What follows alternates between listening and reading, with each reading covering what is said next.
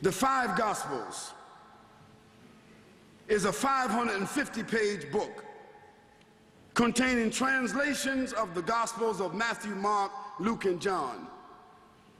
550 pages of 4 people who we don't know what their last names were. Matthew who? Mark who? Luke who? And John who? Secondly, 82% of those 550 pages, 82%, they are not the words of Jesus Christ at all. Khalid didn't say that. Christian scholars of 364 denominations, they said that 82% of the 550 pages of the Gospels, they are not the words of Jesus Christ at all. And the way they have determined that and showed that to you and I is that in the New Testament, they have done something called the Red Letter Bible. How many of you have seen the Red Letter Bibles? Be honest. Those are the Bibles where whatever Jesus said himself is in red letters. How many of you have seen that Bible? Yes. And you will find for yourself that only 20% of what is in the New Testament is written in red. That's allegedly what Jesus Christ said. Biblical scholars and theologians alike have learned to distinguish the Jesus of history from the Christ of faith. It has been a painful lesson for both the church and scholarship. The distinction between the two figures is the difference between a historical person who lived in a particular time and place and a figure who has been assigned a mythical role in which he descends from heaven to rescue humankind and, of course, eventually returns back to heaven. We want to continue to review the words of Jesus Christ himself.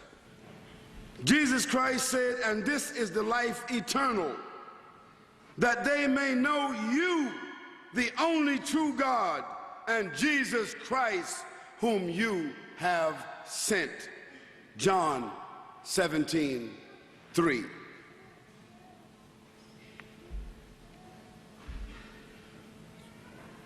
That ye may with one mind and one mouth glorify God.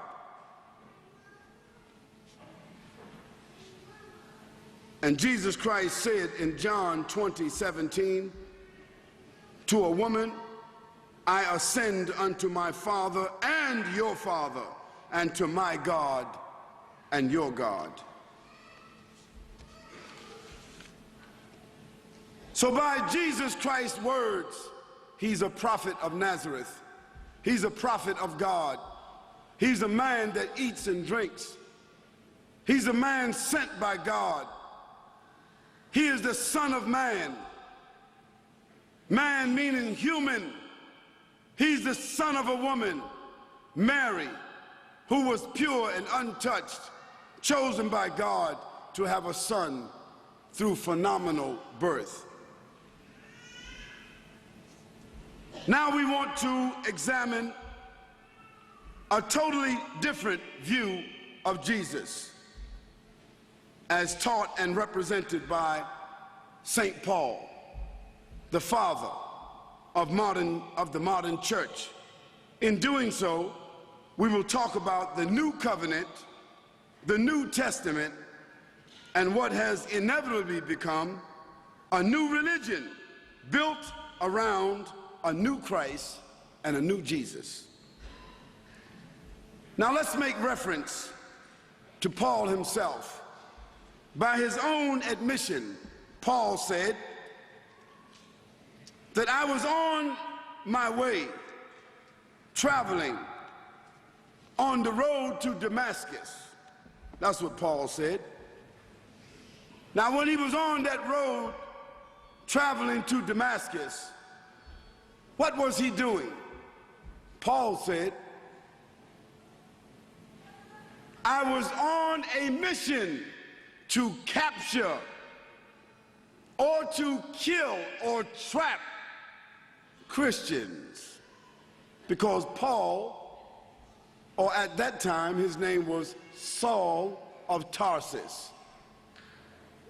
Saul was a bounty hunter, and what was his hunt? What was his prey? It was Christians. Paul used to trap them, bind them, hold them, arrest them, and deliver them to the Romans to be jailed and killed for a price. Now, on one of those excursions, Paul said that he was on the road to Damascus, and he was riding on a horse along with some other people. And he said he heard a voice, but the other people didn't hear it. He said he saw a light, but the others didn't see it. And he fell off his horse, but the others didn't fall off their horse. And Paul said that in a vision he saw Jesus Christ, and Christ revealed to him, Paul, Paul, why do you persecute the church? Paul, I have selected you to be an apostle to the Gentiles. Now, that is the only time that Paul said he saw and talked to Christ. But those that was with him, they didn't see Christ. They didn't see the light, and they didn't hear the voice, and they didn't fall off their horses. But at best, Paul saw something. We cannot deny that Paul saw something. But isn't it strange that after that one vision, Paul straight away understood that he was now the 12th apostle of Jesus Christ to replace Judas, a good replacement. Judas, of course, had already betrayed. Jesus Christ had already been lifted. Now there were only 11 disciples, genuine disciples, and Paul said he had been appointed to fill that gap. He now became the 12th apostle by his own appointment. And isn't it strange that of the 27 books of the New Testament, that 15 of those books are absolutely written by Paul himself? 15 books. And the church fathers are of the opinion that the first 5 books were also written by Paul, or under the influence of Paul. Why is that? Because Paul wrote his books between 50 and 60 years after Jesus Christ left. The other books, the 4 Gospels and Acts, they were written between 90 and 110 years after. Therefore, whoever wrote Matthew, Mark, Luke, John, and Acts, they were influenced by Paul, who wrote first. Now, most Christians don't know that. Now, if you got the majority of the books written by Paul, who never saw Jesus physically, in one vision, and you got another 5 books of 4 gospel writers who also never saw Jesus, never ate with Jesus, never talked to Jesus, never sat with Jesus, never heard directly from Jesus, then you got at least 20 books of human beings who had no direct connection with Jesus Christ. And mind you, all of these books were written without the authorization without the assistance, without the witnessing, without the documentation, without the collaboration of the other 12 apostles who were living. Where were they living? In Antioch or Jerusalem or Galilee? One would ask, why didn't those 11 write? And why were they passed up? And why were they not collaborated with?